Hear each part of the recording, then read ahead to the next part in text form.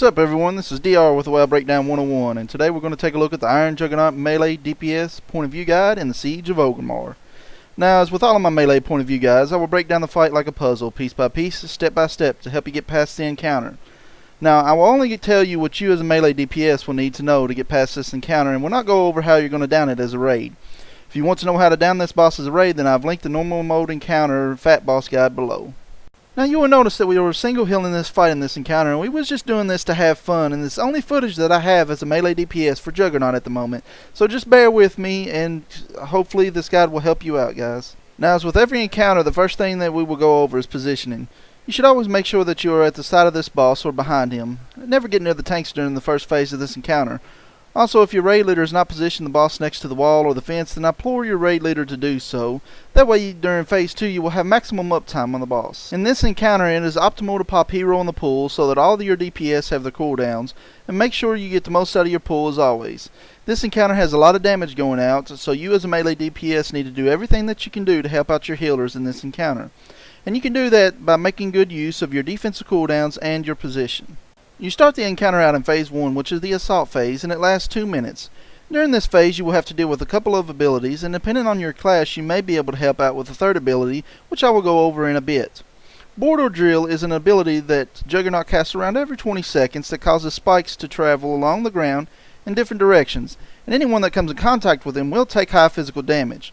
There are 3 separate Board or Drill paths per time he casts in the 10-man encounter, so just step to the side and away from the drill. The other ability that you will deal with is Mortar Cannon, which will be marked by a large red void zone, so just make sure that you're not in this void zone when it lands. However, if you're a Death Knight, then you can abuse this mechanic to get some extra DPS. Just make sure you dump all your runic power, pop your anti-magic shell, and get hit by the mortar cannon. You will hardly take any damage, and you will fill back up on runic power and continue DPSing. The other ability you will actually not deal with, as it is laser burn, and you really don't have any control over it, as it's unavoidable. Just keep in mind when you have it on you, as it is a powerful dot that will be left behind, so make sure you use personals when other damage sources are incoming along with this on you. Okay, if your tanks are having issues detonating the crawler mines, then as a melee DPS you can help out with this ability and help soak it at least once. However, this is not optimal, and you should only do so if absolutely needed. Now, with that being said, Retribution Paladins, you are the exception to this rule. Retributions have the ability to soak 2 crawler mines per phase by popping Divine Shield, which causes you not to take damage for 8 seconds, and you can pop Hand of Protection on yourself or someone else to soak 2 mines without taking damage. You can do this for a total of 3 crawler mine phases before you are on cooldown lock. Take the Clemency talent so that you can use Hand of Protection on a ranged DPS for 2 crawler mine phases so that you can keep your damage rolling on the boss. As a Retribution Paladin, you can save your raid a lot of damage and your healers a lot of mana, so volunteer to help out with the mines if you are a Retribution Paladin.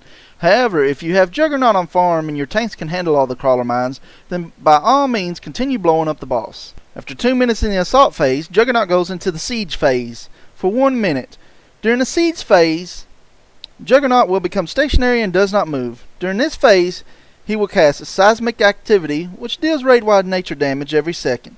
You will want to ensure that you are not within 6 yards of anyone else, as the Demolisher Cannon is often cast, dealing fire damage to a random raid member and anyone within 6 yards. There will be explosive tower void zones that are placed underneath of your feet.